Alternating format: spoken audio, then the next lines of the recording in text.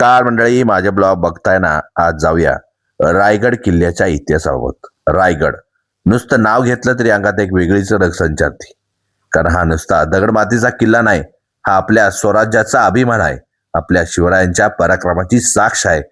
आज ह्या गडाच्या मातीत उभा आहे आणि मनात एकच विचार घोळतोय, कधी काळी ह्याच मातीत आपल्या मावळ्यांची पावलं पडली, ह्याच हवेत स्वराज्याच्या घोषणा घुमल्या, या सह्याद्रीच्या कुशीत असा इतिहास घडला ज्याचा अभिमान शेकडो वर्षानंतर बी आपल्या छातीत तसाच धगधगतोय.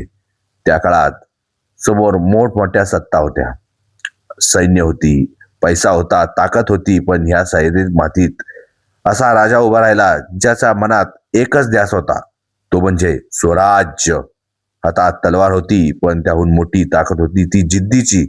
सोबत मावळे होते, आणि मावळ्या म्हणजे एक फक्त तलवार घेऊन लढणारा माणूस नाही, मावळा म्हणजे स्वराज्यासाठी स्वतःला झोकून देणारा जीव.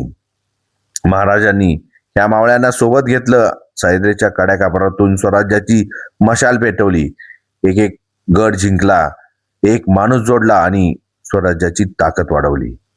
या स्वराज्याची राजधानी म्हणून दिमागात उभा राहिला तो म्हणजे रायगड. जरा कल्पना करा राव, आज आपण जिथं उभा आहे तिथं कधी काळी स्वराज्याचा भगवा डोलाने फडकत होता, आजही फडकतो. मावळांच्या छातीत स्वराज्याची आग धगधगत होती, आणि त्या सगळ्यांच्या मध्यभागी उभा होता आपला राजा छत्रपती शिवाजी महाराज. इसवी सन 1674 मध्ये ह्याच रायगडावर महाराजांचा राज्याभिषेक झाला. तो फक्त एका राजाचा राज्याभिषेक नव्हता, तो होता मराठी मातीचा स्वाभिमान.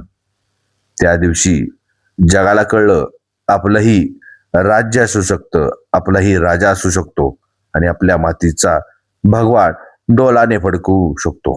म्हणून रायगड फक्त एक किल्ला म्हणून बघू नका राव. या मातीत मावळींची ताकद आहे, दगडामध्ये महाराजांची जिद्द आहे, आणि ह्या वाऱ्यामध्ये आजही स्वराज्याच्या गर्जना ऐकू येते. अन्यायासमोर वाकायचं नाही, संकटासमोर थांबायचं नाही, आणि आपल्या मातीत स्वाभिमान कधीच सोडायचं नाही. रायगड नुसता किल्ला नाही, हा माझ्या राजाचा वारसा आहे, मावळ्यांच्या पराक्रमाची निशाणी आहे, आणि प्रत्येक मराठी माणसाच्या काळजात धगधगणारी ज्वाला आहे.